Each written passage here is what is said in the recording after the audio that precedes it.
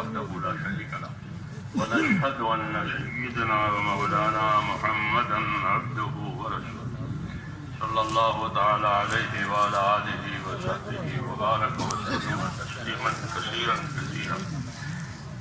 اللهم اجعلنا نبينا محمد صلی اللہ علیہ وسلم بما هو. السلام علیکم دوستو، چینل کو لائک کریں، شیئر کریں، سبسکرائب کریں اور گروپوں میں جو شیئر کریں صدقہ جاریہ سمجھ کر. اعوذ باللہ من الشیطان الرجیم، بسم اللہ الرحمن الرحیم.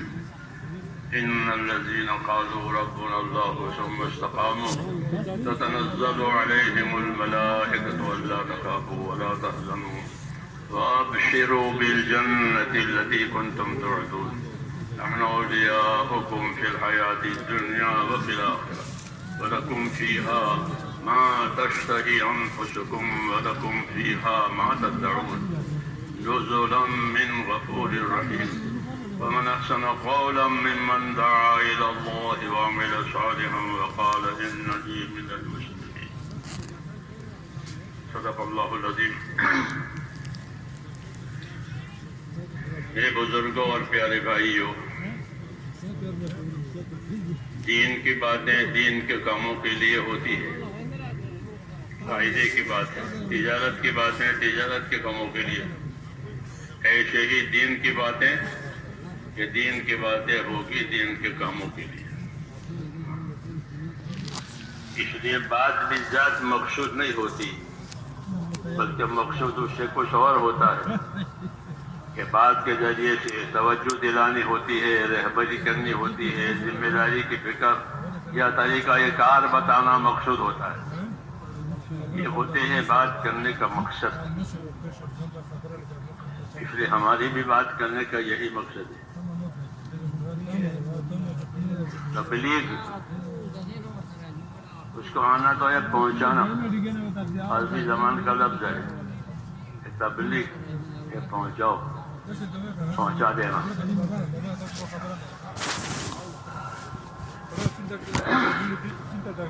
تو اس کا ایک نام بقول مولانا منظور نوانی کے اس کا نام ایک چل پڑا ہے، تبلیغ. نام رکھا نہیں ہے کسی.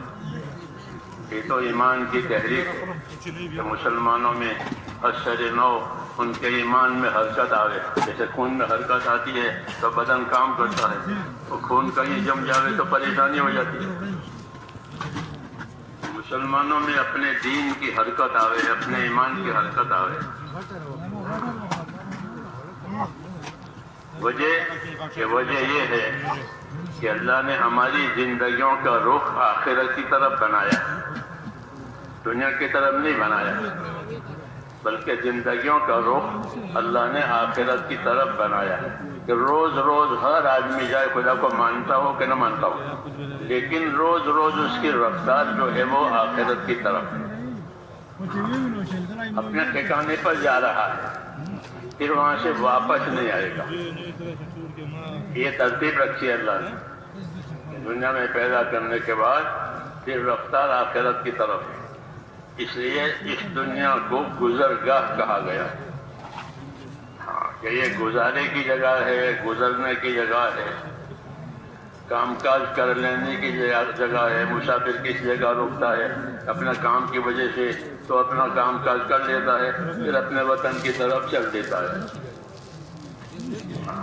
وہاں نہیں رہتا، وہ اس کی جگہ ہی نہیں ہے. وہاں کیسے رہے گا؟ وہ تو اپنے کام کے لیے آیا تھا. جب کام پورا ہو جائے گا تو چل پڑے گا اپنی اصلی جگہ پر. اس لیے اصلی جگہ تو ہر آدمی کی جو موت کے بعد کا عالم ہے وہ اصلی جگہ ہے. اور ان اصلی جگہ کو سنوارنا ہے، کیونکہ وہاں ہمیشہ رہنا ہے، واپس نہیں آنا ہے. اس لیے آخرت کو سنوارنا ہے. ہم کو رسول صلی اللہ علیہ وسلم نے آخرت سنوارنے کی رہبری کی. کیسے رہبری کی ہے؟ ایک تو دعائیں مانگی ہے آپ نے، ان دعاؤں میں رہبری ہے. نبی اپنی دعا میں بھی نبی ہوتا ہے، نبی اپنی دعوت میں بھی نبی ہوتا ہے. وہ نبی ہے، دعوت دے تو بھی نبی، دعا مانگے تو بھی نبی. تو نبی اپنی دعوت میں نبی ہوتا ہے، نبی اپنی دعاؤں میں بھی نبی ہوتا ہے۔ نبی کا کیا ترجمہ ہوتا ہے؟ عربی کا لفظ ہے کہ بڑی خبر دینے والا، نبی نبا کہ بڑی خبریں دینے والا۔ تو انبیاء کرام اللہ کی طرف سے بڑی بڑی خبریں دیتے ہیں، غیب کی خبریں دیتے ہیں جو ابھی ہوئی نہیں ہے، ہونے والی ہے یا ہو چکی ہے پہلے، تو اس کو عبرت کے لیے سناتے ہیں، اور جو ہونے والی ہے اس کے لیے وہ رغبت کے لیے سناتے ہیں۔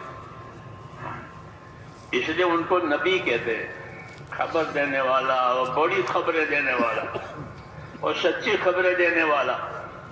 ہاں، ان کی خبر میں کوئی ملاوٹ نہیں ہوتی، کوئی تشامہ نہیں ہوتا، کوئی کمزوری نہیں ہوتی، صاف سچی بات ہوتی ہے، دودھ کا دودھ، ہاں ایک دم۔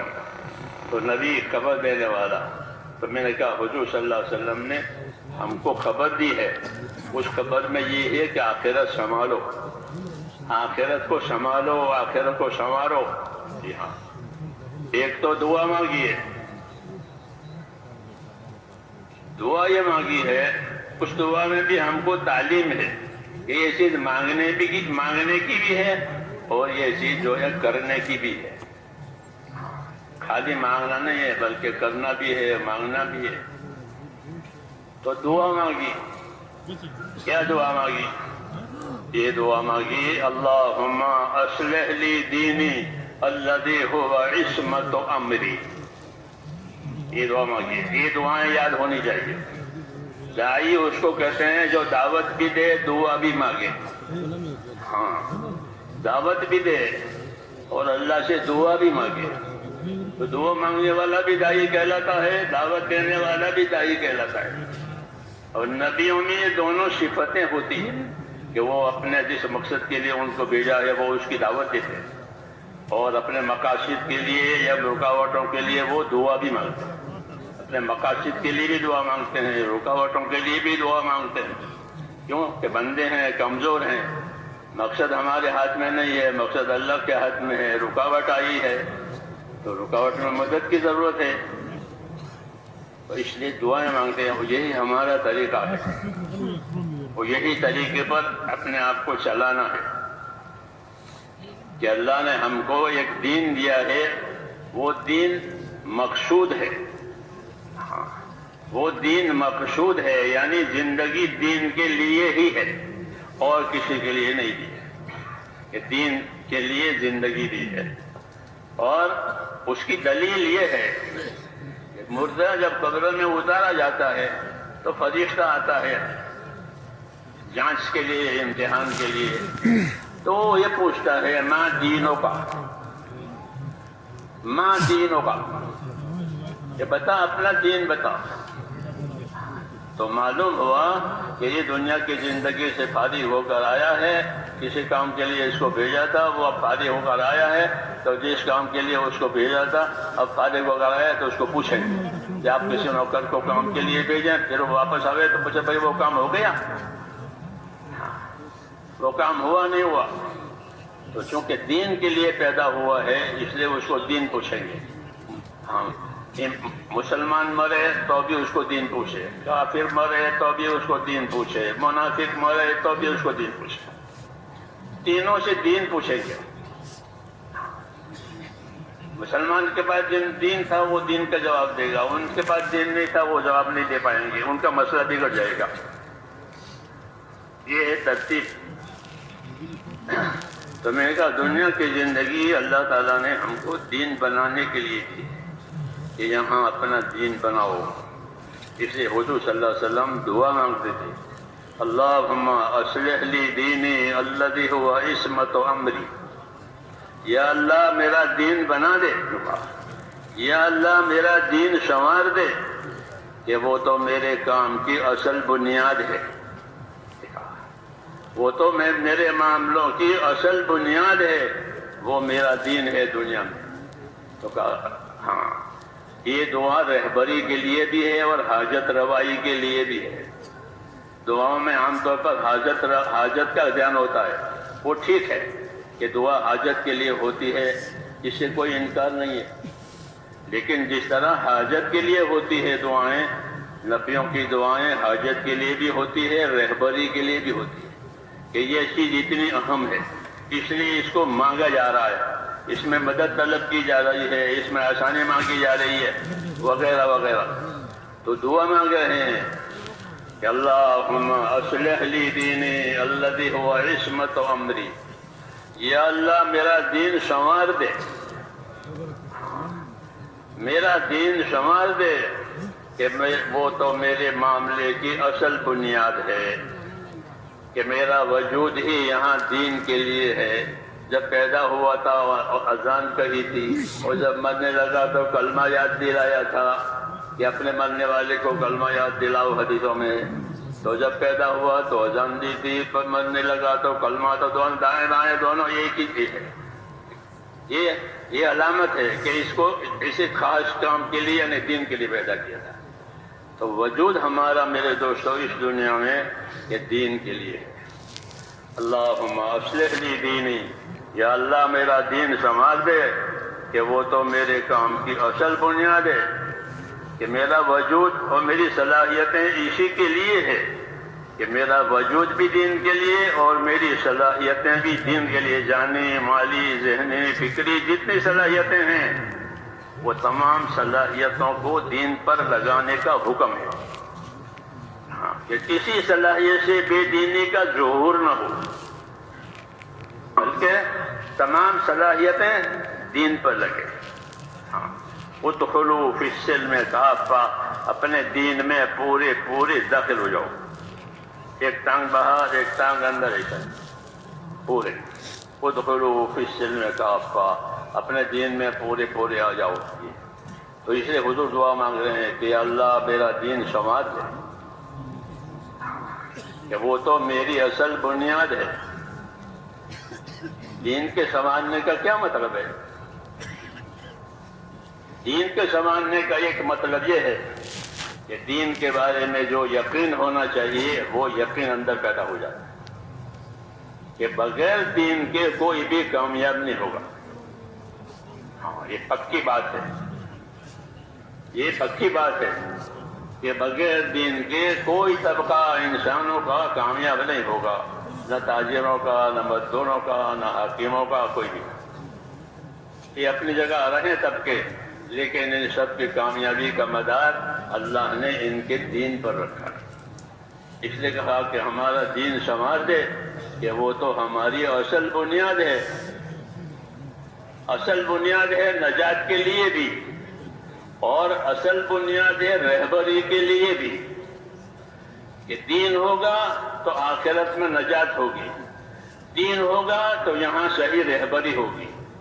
حق کیا ہے، باطل کیا ہے، حلال کیا ہے، حرام کیا ہے، ظلم کیا ہے، انصاف کیا ہے، یہ دین بتائے گا. یہ دین بتائے گا کہ انصاف کیا ہے، ظلم کیا ہے، حق کیا ہے، باطل کیا ہے، سچ کیا ہے، جھوٹ کیا ہے. جس طرح روشنی میں ہر چیز کھل جاتی ہے، کہ کانٹا پڑا ہے، چابی پڑی ہے زمین پر، ہاں روشنی ہو گئی، تو کانٹے سے بچے گا اور چابی اٹھا لے گا، کام کی چیز ہے. تو ایک روشنی ہے، ایک رہبری ہے. اس لیے اس کا سنوارنا ضروری ہے کہ اپنا دین ہمارا سمجھ جائے. اور دین سنوارنے کا مطلب کہ اندر دلوں میں اللہ تعالیٰ سے صحیح تعلق ہو جائے. ہاں، یہ ضروری ہے کہ ہمارا تعلق اللہ تعالیٰ سے صحیح ہو جائے. اللہ سے کیا تعلق کریں گے؟ اس کا تو کوئی رشتہ دار نہیں ہے، اس کے برابر کوئی نہیں ہے. کہ اللہ سے تعلق عبادت اور بندگی کا ہے. ہاں، یہی تعلق اللہ نے ہمارے درمیان میں پھیلایا ہے. تم سب میرے بندے ہو، جنات اور انسان اور ملائکہ یہ سب اللہ کے بندے ہیں. تو بندگی والا تعلق اللہ تعالیٰ نے دیا ہے، اور دین اسی کی رہبری کرے گا کہ اللہ کی بندگی اور اللہ کی عبادت کیسے صحیح ہو جائے، کیسے بندہ بن کر زندگی گزرے. اس کی رہبری دین کرے گا کہ بندہ بن کر زندگی گزارو. کہ بندہ بن کر زندگی گزارنے کا کیا مطلب ہے؟ کہ بندہ بن کر زندگی گزارنے کا مطلب یہ ہے کہ اللہ کے ساتھ ایمان اور اخلاص سے رہو. اللہ سے کیسے رہو گے؟ کہ اللہ کے ساتھ ایمان سے اور اخلاص سے رہیں. کہ اللہ پر ہمارا ایمان ہے کہ اللہ ہی وہ ذات ہے جو عبادت کے لائق ہے، اس سے سوا کوئی عبادت کے لائق نہیں. اللہ ہی وہ ذات ہے کہ جو ہر ضرورت کو پوری کرنے والا، ہر نفع نقصان کا وہ مالک ہے. ہاں، ہر حال میں وہ اپنی قدرت سے سب کچھ کرنے والا ہے، اس کی قدرت سے سب کچھ ہوگا. اللہ کے ساتھ معاملہ عبدیت کا، احتیاج اور محتاجی کا. ہاں، اللہ کے ساتھ کہ ہم اللہ کی طرف محتاج ہیں اور ہم اللہ کے بندے ہیں، یہ تعلق پیدا کرنا ہے. جتنا اللہ کی طرف اپنی احتیاج بڑھے گی اتنی وہاں سے مدد آئے گی. جتنی احتیاط بڑھے گی، اپنی حاجتیں اللہ کو بتائیں گے تو اتنی مدد ہوگی. یہاں اللہ کو یہ پسند ہے کہ بندے اس کے سامنے اپنی حاجتیں پیش کریں، اس سے مانگیں، اس سے امیدوار رہیں، اس کے ساتھ اچھا گمان کریں، اس سے نا امید نہ ہوئیں. یہ سب ہدایتیں اللہ تبارک و تعالیٰ سے ہم کو دی گئی تاکہ ہمارا تعلق اللہ تعالیٰ سے صحیح ہو جائے. اور اللہ نے ایک بڑی بات ہم کو یہ سنائی کہ میں بندے کے ساتھ وہ معاملہ کروں گا جیسا وہ میرے ساتھ گمان کرے گا. تو کتنا آسان ہو گیا. ہاں، اللہ کی تو شانیں ہیں، ان شانوں پر کون عبور کرے گا؟ تو کہا میرے ساتھ جیسا گمان کرے گا ویسا معاملہ کروں گا. ہاں، انا عند ظن عبدی بی، حدیث شریف ہے، میں بندے کے ساتھ گمان کے مطابق معاملہ. ایسا گمان یہ ہے کہ اللہ میری مدد کرے گا، اللہ میری دعا قبول کرے گا، اللہ میری مشکل آسان کرے گا تو وہ ہوگی. اور یہ کہ اللہ ہم تو بندے ہیں، گنہگار ہیں، ہماری کون سنے گا؟ کہ نہ، اسی بات بھی غلط بات ہے. ابشروا واملوا ما یسرکم، ہدایت دی ہے. بشارت لو، خوش رہو اور اللہ سے امیدوار رہو. ایسے امیدوار رہو کہ اللہ تمہیں خوش کر دے گا. اللہ سے امیدوار رہو، اللہ تمہیں خوش کر دے گا. ابشروا واملوا ما یسرکم، جو تمہاری خوشی ہے وہ تمہارے پاس آئے گی، تمہیں خوشی حاصل ہو جائے گی. اللہ سے امیدوار رہو. کوئی دوسرا نہیں ہے جو امیدیں پوری کرے. ہاں، اللہ کی وہ ذات ہے جو امیدیں پیدا بھی کرتی ہے دلوں میں اور امیدیں پوری بھی کرتی ہے. یہ تعلیم دی ہے کہ اپنا اللہ کے ساتھ تعلق صحیح کرو، یقین کا، خوف کا، اچھے گمان کا اور اطاعت کا. یہ اس کے عوامل ہیں. اللہ سے صحیح تعلق ہے کہ اللہ تعالیٰ کا خوف بھی ہو. اللہ تعالیٰ کا خوف ہو کہ اللہ تعالیٰ کا خوف کہ اس میں بڑی خیر ہے. جو اللہ سے ڈرے گا وہ اللہ کی طرف چلے گا. یہ ہے اللہ کے خوف کی تاثیر الگ ہے. دنیا میں کسی مخلوق سے خوف ہو تو آدمی اس سے بھاگتا ہے، دور رہتا ہے. کہ شیر کا خوف ہے یا سانپ کا خوف ہے تو اس سے دور ہو جائے گا، آدمی اپنے آپ کو بچائے گا. اور اللہ کا خوف کہ اللہ کے خوف میں یہ تاثیر ہے کہ جس کو اللہ کا خوف ہوگا وہ اللہ کی طرف جائے گا. کیوں کہ خوف کی چیزوں سے بچانے والا بھی وہی ہے اور نفع کی چیزیں دینے والا بھی وہی ہے، اور کوئی ہے نہیں. کہا جاوے حضور صلی اللہ علیہ وسلم کے بارے میں سنتے ہیں کہ ہوا میں تیزی آ جاتی تھی وغیرہ کوئی حالات ہوتے تو آپ فوراً اللہ کی طرف متوجہ ہو جاتے تھے، نماز میں مشغول ہو جاتے تھے، کیونکہ یہ سچ میں اللہ کی طرف سے آ رہی ہے، کسی اور طرف سے نہیں آ رہی ہے. اس لیے خوف کا پیدا ہونا، خوف کا بڑھنا، یہ تو ایمان کے بڑھنے کی نشانی ہے. جب یہ خوف پیدا ہوگا تو اللہ کی طرف رجوع زیادہ ہوگا.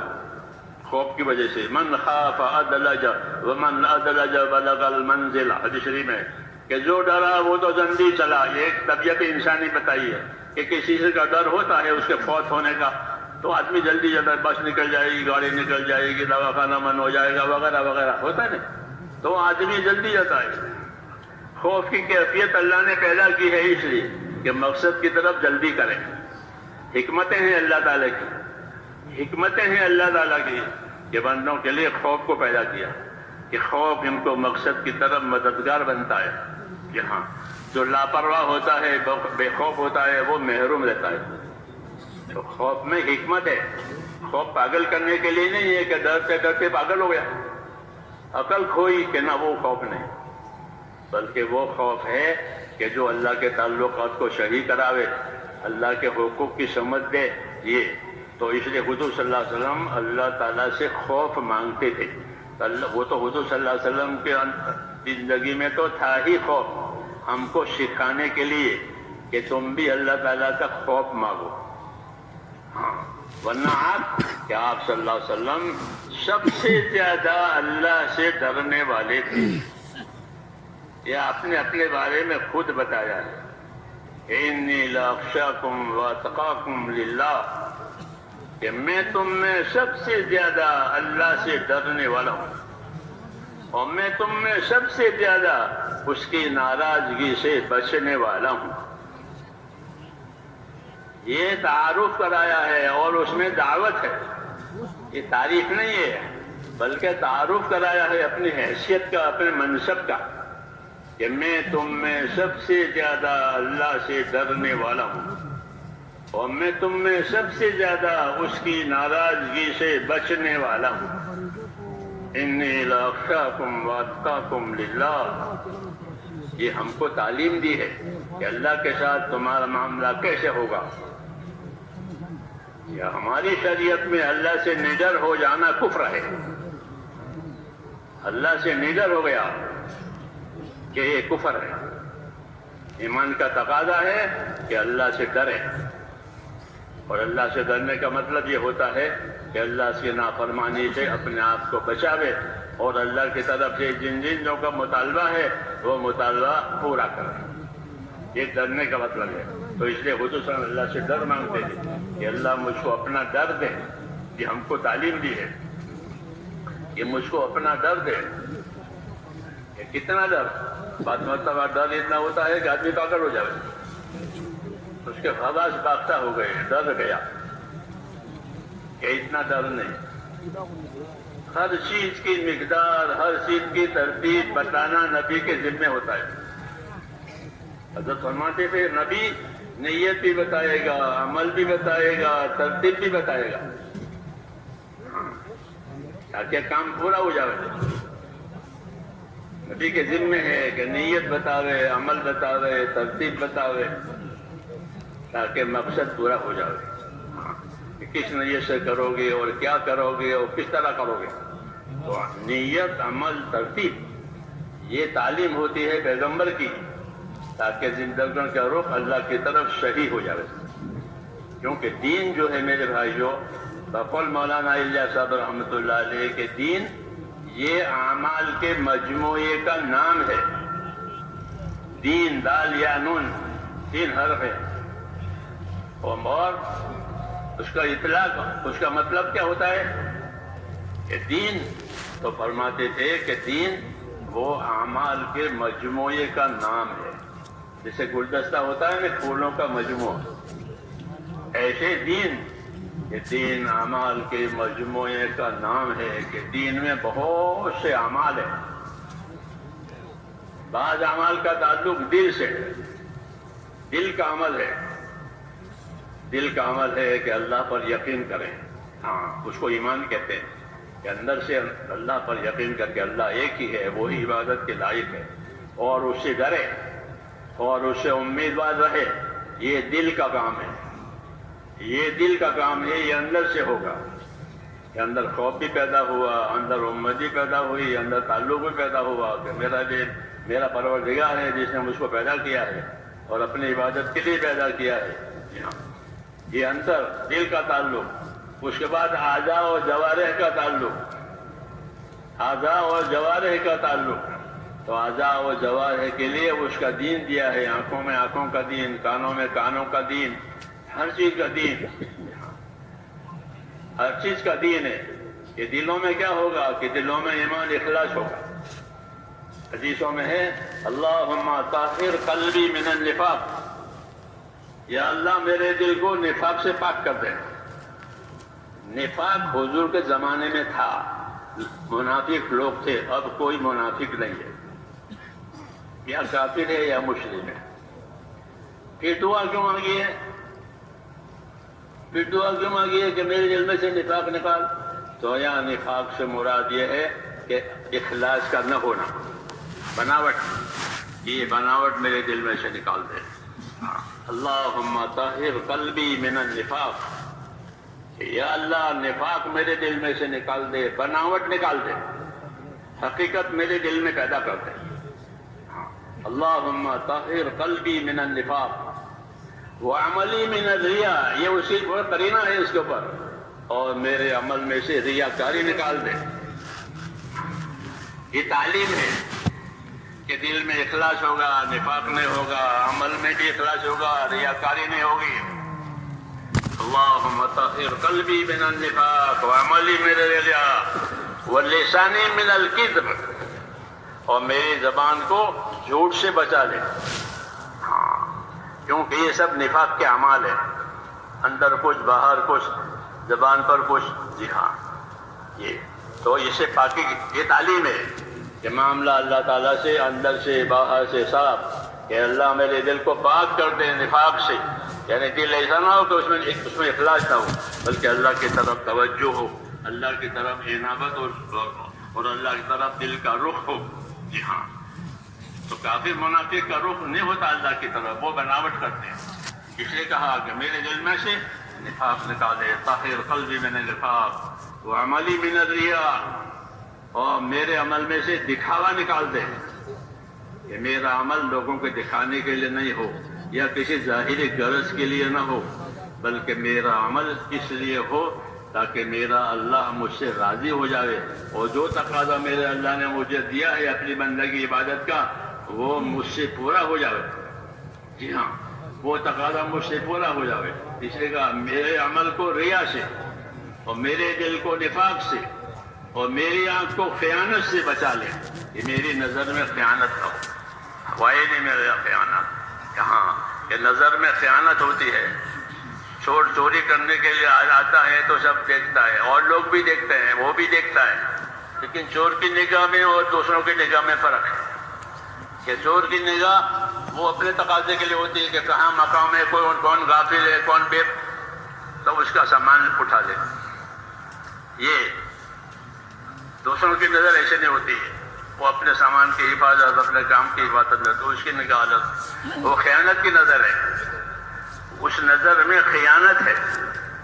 تو اس لیے کہا کہ میرے دل کو نفاق سے پاک کر دے، اخلاص سے بھر دے، اور میرے عمل کو ریا سے پاک کر دے، اس میں للہیت پیدا کر، کہ میری حرکت جو ہے وہ تیری رضا حاصل کرنے کے لیے ہو۔ عمل حرکت کا نام ہے، تو میری حرکت کہ وہ تیری رضا حاصل کرنے کے لیے ہو، ہاں، اور اس میں کوئی دغا نہ ہو، اس لیے کہا میری آنکھ کو بھی خیانت سے بچا لے، دغا سے بچا لے۔ تو زندگی کی صفائی کی یہ شکلیں بتائیے کہ ہماری زندگی میں نفاق نہیں ہوگا، ریاکاری نہیں ہوگی، خیانتیں نہیں ہوگی، تو کیا ہوگا کہ اخلاص ہوگا۔ اللہ کو راضی کرنے کے لیے دل دیا ہے، اور پھر دل کے بعد بدن کے اعضاء ہیں، تو بدن کے اعضاء کو اللہ تعالیٰ نے عمل کے لیے پیدا کیا ہے۔ بدن کے اعضاء سے عمل ظاہر ہوگا، ہاں، اچھا یا برا۔ یہ بدن کے اعضاء قیامت میں جو عمل ان سے ہوئے ہیں ان کی گواہی دیں گے۔ آنکھیں گواہی دے گی آنکھیں گناہوں کی، ہاتھ پاؤں گواہی دیں گے اپنے اپنے گناہوں کی، یہ خود بولیں گے۔ یہ فضائل کی کتابوں میں حضرت شیخ نے بہت تفصیل سے لکھا ہے۔ تو بدن کے اعضاء عمل کے لیے ہیں، بدن کے اعضاء عمل کے لیے ہیں، تو وہ عمل قائم ہو جانے جو مطلوب ہے، اس کے خلاف کوئی عمل نہ ہو۔ یہ تعلیم دی ہے کہ دلوں میں یقین آوے، اللہ کی طرف رجوع آوے، اخلاص آوے، اور اعضاء میں اتباع آوے، اعضاء میں اتباع آوے۔ کسی کی اتباع؟ کہ حق کی اتباع، سنت کی اتباع، ہاں، اعضاء سے، ہاں۔ اس طرح اپنی زندگی کو سنوارنے کے لیے یہ راستہ بتایا، اور دعا مانگی کہ اللہ میری زندگی سنوار دے، اللہم اصلح لی دینی، میری زندگی، میرا دین سنوار دے، میری دنیا سنوار دے، میری آخرت سنوار دے۔ یہ دعائیں مانگی، میری دنیا سنوار دے، کیونکہ دنیا میں میرا گزارا ہے، دنیا میں میرا گزارا ہے. آدمی دنیا گزارے کی جگہ ہے، یہاں سے آدمی گزرتا ہے روز روز، پھر گزر جاتا ہے. تو یہ میرا گزارا ہے کہ میری دنیا بھی سمجھ جاوے، اس میں کوئی بات ایسی پیدا نہ ہو جاوے کہ جو میرے گزارے میں نقصان کرے اور میرے مقصد حیات میں بھی رکاوٹ بنے، اور میری آخرت سنوار دے. تیسری دعا مانگی، یا اللہ میری آخرت سنوار دے. کہ کیوں؟ کہ وہ تو میرا اصلی ٹھکانہ ہے بھی، وہاں سے کہیں جانا ہی نہیں ہے. تو دین سنور جاوے، دنیا سنور جاوے، آخرت سنور جاوے. ہاں، اس سب کے لیے اللہ تعالیٰ نے رسول کو بھیجا اور دین دیا ہے. کہ دین تو ہے ہی دین. یہ دین صحیح معنی میں آیا، یعنی اندر کا یقین صحیح ہو گیا، خدا کا خوف پیدا ہوا، اور جان مال کا استعمال اللہ کے حکموں کے مطابق ہو گیا. یہ دین ہوا، یہ دین ہوا. کیونکہ جان اور مال کی جتنی طاقتیں اللہ تعالیٰ کی طرف سے ہم کو ملی ہے، وہ نعمت کے طور پر بھی ہے اور امانت کے طور پر بھی ہے. اس میں دونوں پہلو ہے. یہ نعمت ہے، جان یعنی حیات امانت ہے. ہاں، موت تو مصیبت ہے. موت کیا ہے؟ مصیبت الموت. قرآن شریف مصیبت الموت، موت مصیبت ہے. تو حیات، کہ حیات نعمت ہے. کہ ہاں، حیات نعمت ہے. حدیث میں ہے کہ سب سے افضل آدمی کون ہے؟ کہ من طال عمرہ حسن عملہ.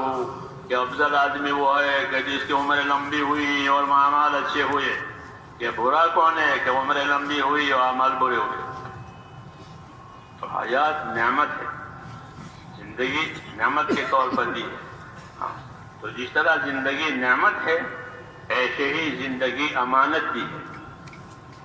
امانت ہونے کا مطلب یہ ہوتا ہے کہ ہم اس کے مالک نہیں ہیں. کیونکہ امین آدمی امانتوں کا مالک نہیں ہوتا، بلکہ وہ امانت سنبھالنے کا ذمہ دار ہوتا ہے. تو ہمارے بارے میں یہ کہا گیا کہ زندگیاں امانت ہے تمہارے پاس، اس لیے وہ زندگی کو کوئی نہ بگاڑے. ہاں، زندگی نہ بگاڑے بلکہ زندگی کو سنبھالے. زندگی سنبھلتی ہے دین سے اور بگڑتی ہے گناہوں سے، نافرمانیوں سے. اس لیے دین کو سنبھالنا اس کی تعلیم دی ہے تاکہ یہ مصیبت نہ بن جائے. اور ہماری دنیا سنوار دے. یوں مانگا، ہماری دنیا سنوار دے. دنیا تنگ نہ ہو جائے ہمارے اوپر، بلکہ ہماری دنیا حیات طیبہ بنے. یہ قرآن پاک میں ہماری دنیا کیسی بنے؟ کہ ہماری دنیا حیات طیبہ بنے، پاک زندگی بنے.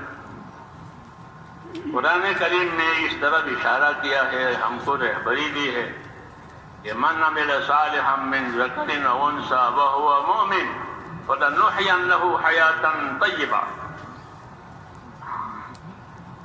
ہماری زندگی پاکیزہ زندگی بنے، پاک زندگی.